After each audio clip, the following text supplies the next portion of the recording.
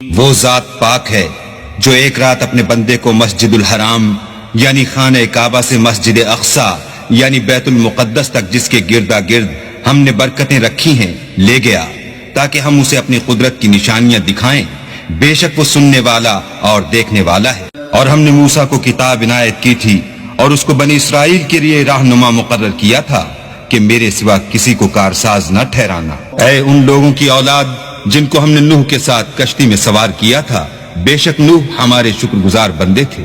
اور ہم نے کتاب میں بنی اسرائیل سے کہہ دیا تھا کہ تم زمین میں 2 دفعہ فساد مچاؤ گے اور بڑی سرکشی کرو گے۔ بس جب پہلے وعدے کا وقت آیا تو ہم نے اپنے سخت لڑائی لڑنے والے بندے تم پر مسلط کر دیے اور وہ شہروں کے اندر پھیل گئے اور وہ وعدہ پورا ہو کر رہا۔ پھر ہم نے دوسری بار تم کو ان پر غلبہ دیا اور مال اور بیٹوں سے تمہاری مدد کی اور تم کو جماعت کثیر بنا دیا۔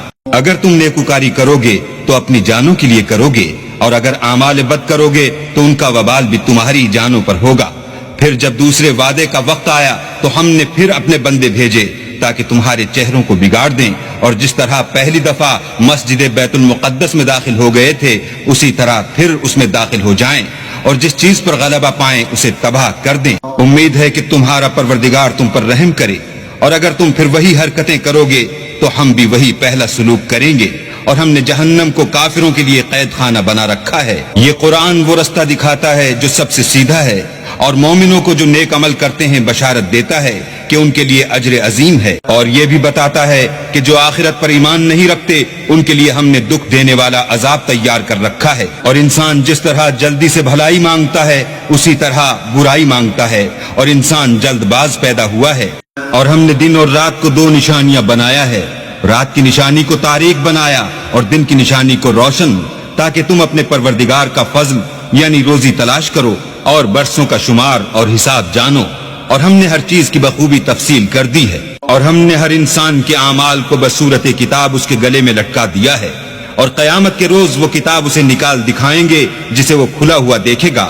کہا جائے گا کہ اپنی کتاب پڑھ لے، تو آج اپنا آپ ہی محاسب کافی ہے۔ جو شخص ہدایت اختیار کرتا ہے تو اپنے لیے اختیار کرتا ہے، اور جو گمراہ ہوتا ہے تو گمراہی کا ضرر بھی اسی کو ہوگا، اور کوئی شخص کسی دوسرے کا بوجھ نہیں اٹھائے گا، اور جب تک ہم پیغمبر نہ بھیج لیں عذاب نہیں دیا کرتے۔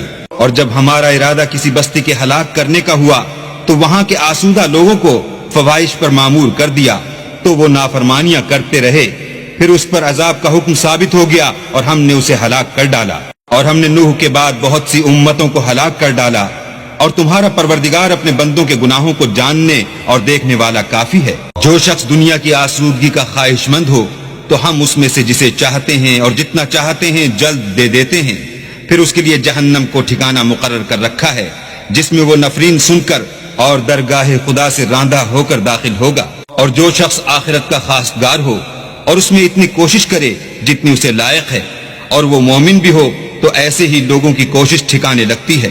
ہم ان کو اور ان کو سب کو تمہارے پروردگار کی بخشش سے مدد دیتے ہیں، اور تمہارے پروردگار کی بخشش کسی سے رکی ہوئی نہیں۔ دیکھو ہم نے کس طرح بعض کو بعض پر فضیلت بخشی ہے، اور آخرت درجوں میں دنیا سے بہت برتر اور برتری میں کہیں بڑھ کر ہے۔ اور اللہ کے ساتھ کوئی اور معبود نہ بنانا کہ ملامتیں سن کر اور بے کس ہو کر بیٹھے رہ جاؤ گے۔